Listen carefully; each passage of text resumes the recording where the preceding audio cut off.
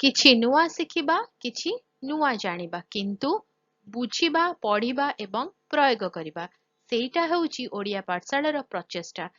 ଆପଣମାନଙ୍କୁ ସମସ୍ତଙ୍କୁ ସ୍ୱାଗତ ଓଡ଼ିଆ ପାଠଶାଳାକୁ। ଚାଲନ୍ତୁ ଭିଡିଓରେ ଆମେ ପାନିପତ ଯୁଦ୍ଧ ବିଷୟରେ କଥା ହେବା। ଦିଲ୍ଲୀରୁ ପ୍ରାୟ 90 କିଲୋମିଟର ଉତ୍ତରରେ ଅବସ୍ଥିତ ପାନିପତର ସମତଳ ଭୂମି ଭାରତ ଇତିହାସର ତିନୋଟି ସବୁଠାରୁ ନିର୍ଣ୍ଣାୟକ ସାମରିକ ସଂଘର୍ଷର ସାକ୍ଷୀ ରହିଛି। ଦିଲ୍ଲୀର ପ୍ରବେଶ ଦ୍ୱାର ଭାବରେ ଜଣାଶୁଣା ଏହି ଯୁଦ୍ଧଗୁଡ଼ିକ 1526, 1556 ଏବଂ 1761 ପ୍ରମୁଖ ରାଜବଂଶର ପତନ ଏବଂ ଉତ୍ଥାନ ନିର୍ଦ୍ଧାରଣ କରିଥିଲା, ଯେଉଁଥିପାଇଁ ଏହି ଅଞ୍ଚଳ ସାମ୍ରାଜ୍ୟର କବରସ୍ଥାନ ଭାବରେ ଖ୍ୟାତି ଅର୍ଜନ କରିଛି। ପ୍ରଥମ ପାନିପତ ଯୁଦ୍ଧ 1526। ପ୍ରଥମ ଯୁଦ୍ଧ 21 ଏପ୍ରିଲ 1526ରେ ଜାହିର ଉଦ୍ ଦିନ ବାବର ଏବଂ ଲୋଦୀ ବଂଶର ଶେଷ ସୁଲତାନ ଇବ୍ରାହିମ ଲୋଦୀଙ୍କ ମଧ୍ୟରେ ହୋଇଥିଲା। ଯଦିଓ ବାବରଙ୍କ ପାଖରେ ମାତ୍ର 12,000 ସୈନ୍ୟ ଥିଲେ ଏବଂ ଲୋଦୀଙ୍କର 50,000 ସୈନ୍ୟ ଓ 1,000 ଯୁଦ୍ଧ ହାତୀ ଥିଲେ, ବାବର ଏହି ଉପମହାଦ୍ୱୀପରେ ବିପ୍ଳବୀ ରଣନୀତି ପ୍ରୟୋଗ କରିଥିଲେ। ତୁଲୁଘାମା ଏବଂ ଆରାବା ବ୍ୟବହାର କରି ବାବର ପ୍ରଥମ ଥର ପାଇଁ ଉତ୍ତର ଭାରତରେ ବାରୁଦ ଏବଂ ତୋପର ବ୍ୟବହାର କରିଥିଲେ। ତୋପର ଭୟଙ୍କର ଗର୍ଜନ ଲୋଦୀଙ୍କ ହାତୀମାନଙ୍କୁ ଭୟଭୀତ କରିଦେଇଥିଲା, ଯାହା ଫଳରେ ସେମାନେ ନିଜ ସୈନ୍ୟମାନଙ୍କୁ ଦଳିଚକଟି ଦେଇଥିଲେ। ଏହି ବିଜୟ ଦିଲ୍ଲୀ ସୁଲତାନେଟର ଅନ୍ତ ଘଟାଇଲା ଏବଂ ମୁଗଲ ସାମ୍ରାଜ୍ୟ ପ୍ରତିଷ୍ଠା କଲା।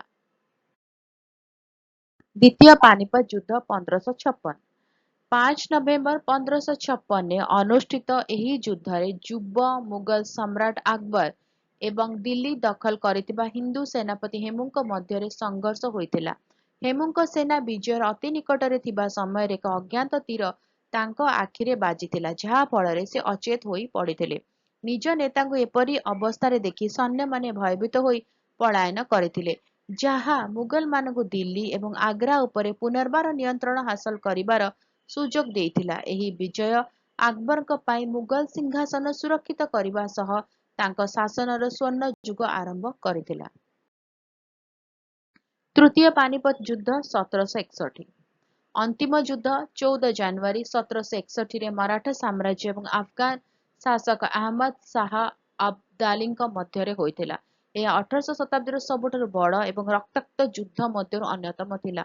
ମରାଠାମାନଙ୍କ ପାଖରେ ଶକ୍ତିଶାଳୀ ତୋପବାହିନୀ ଥିଲେ ମଧ୍ୟ ଆଫଗାନମାନଙ୍କ ଉନ୍ନତ ସମନ୍ୱୟ ଏବଂ ଭାରୀ ଅଶ୍ୱାରୋହୀ ବାହିନୀ ମରାଠାମାନଙ୍କୁ ଶୋଚନୀୟ ଭାବରେ ପରାଜିତ କରିଥିଲା। ଯଦିଓ ଅବଦାଲୀ ଶୀଘ୍ର ଆଫଗାନିସ୍ତାନ ଫେରିଗଲେ, ଏହି ଯୁଦ୍ଧ ମରାଠାମାନଙ୍କର ଅଖଣ୍ଡ ଭାରତ ଶାସନ କରିବାର ସ୍ୱପ୍ନକୁ ଧୂଳିସାତ୍ କରିଦେଲା ଏବଂ ଏକ ଶୂନ୍ୟତା ସୃଷ୍ଟି କଲା, ଯାହା ପରବର୍ତ୍ତୀ ସମୟରେ ବ୍ରିଟିଶ ଇଷ୍ଟ ଇଣ୍ଡିଆ କମ୍ପାନୀ ପୂରଣ କରିଥିଲା। ପାନିପତର ପ୍ରତ୍ୟେକ ଯୁଦ୍ଧ ଭାରତୀୟ ଉପମହାଦ୍ୱୀପର ରାଜନୈତିକ ପରିଦୃଶ୍ୟକୁ ସମ୍ପୂର୍ଣ୍ଣ ରୂପେ ବଦଳାଇ ଦେଇଥିଲା।